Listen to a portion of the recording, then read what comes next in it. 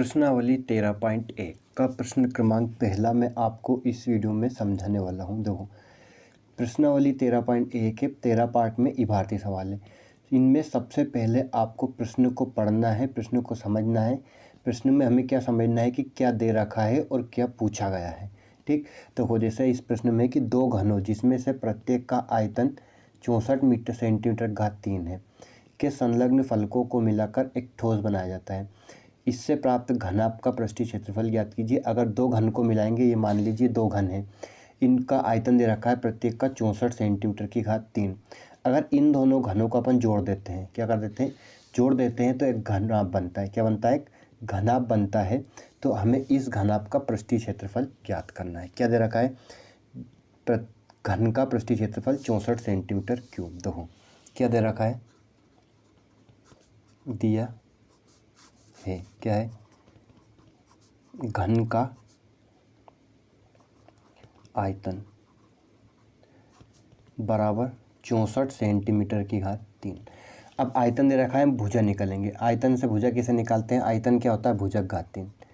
घन का आयतन का सूत्र क्या होता है? भुजा की घात 3। ये कितना दे रखा है? 64। अब 64 को घात 3 के रूप में लिखेंगे तो 64 किसकी घात 3 है? 4 की घात 3 है। कितनी है? 4 की घात 3।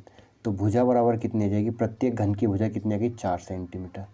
कितनी हो गई? प्रत्येक घन की भुजा 4 सेंटीमीटर हो चुकी है। अब देखो यहाँ पे थोड़ा समझना कि मान लो ये घन है और ये घन है, इसकी लंबाई कितनी है? 4 सेंटीमीटर, चौड़ाई कितनी है? 4 सेंटीमीटर, और ऊंचाई कितनी है? 4 सेंटीमीटर। इस घन की चौड़ाई कितनी है? 4 सेंटीमीटर, लंबाई कितनी है? 4 सेंटीमीटर, और ऊंचाई कितनी है? 4 सेंटीमीटर। मतलब लंबाई, चौड़ाई और ऊंचाई समान रहती है, 4 सेंटीमीटर है। तो अगर इन दोनों घनों को मिलाएंगे अपन, तो ये 4 सेंटीमीटर लंबाई है और ये 4 सेंटीमीटर लंबाई है। तो पूरी लंबाई कितनी हो जाएगी इसकी? 8 सेंटीमीटर हो जाएगी। 4 और 4 को जोड़ देंगे तो पूरी लंबाई क्या हो गई? 4 सेंटीमीटर। लेकिन इसकी जो चौड़ाई रहेगी वो 4 सेंटीमीटर ही रहेगी, और ऊंचाई रहेगी वो भी कितनी रहेगी? 4 सेंटीमीटर रहेगी। अगर दो घन को जोड़कर एक घनाभ बनाते हैं तो सिर्फ उसकी लंबाई बढ़ती है, चौड़ाई और ऊंचाई वही रहती है। तो अपन क्या लिखेंगे? देखो, दो घन के संलग्न फलकों को मिलाकर प्राप्त घनाभ की लंबाई L बराबर कितनी हो जाएगी? लंबाई को लिखते हैं L। 4 + 4 बराबर 8 सेंटीमीटर। चौड़ाई क्या रहेगी? चौड़ाई वही रहेगी, चौड़ाई को लिखते हैं B, 4 सेंटीमीटर। चौड़ाई नहीं बदलेगी। और ऊंचाई क्या रहेगी? ऊंचाई H बराबर वो भी कितनी रहेगी? 4 सेंटीमीटर।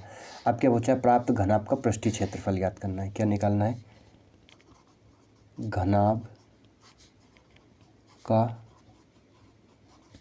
पृष्ठीय क्षेत्रफल क्या होता है? दो कोष्ठक में लंबाई गुणित चौड़ाई LB, BH और HL। ये किसका सूत्र होता है? घनाभ के पृष्ठीय क्षेत्रफल का सूत्र होता है। क्या होता है? घनाभ का पृष्ठीय क्षेत्रफल। अब इसमें अपन मान रखेंगे। देखो, 2 लंबाई इंटू चौड़ाई मतलब 8 × 4 प्लस चौड़ाई गुणित ऊंचाई 4 × 4 प्लस ऊंचाई गुणित लंबाई 4 × 8। अब इसे हल कर लेंगे। देखो ये 2, ये कितना होगा? 8 × 32, 4 × 16 और फिर 8 × 32। तो कितना जाएगा? 2, 32 × 64, 64 और 16 कितना जाएगा? 80।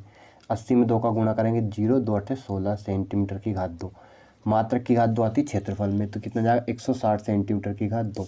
कुछ भी नहीं करना है, बहुत ही आसान सा सवाल है। एक ही बार में आप समझ जाओगे, सीख जाओगे हमेशा के लिए। अगर घन का आयतन कितना रखा है? 64, तो भुजा कितनी आ गई? 4 सेंटीमीटर। अगर 4 सेंटीमीटर भुजा वाले दो घन को जोड़कर अगर आप घनाभ बनाएंगे तो उसकी लंबाई हो जाएगी 8 सेंटीमीटर, चौड़ाई और ऊंचाई वही रहेगी। ठीक, समझ गए? धन्यवाद।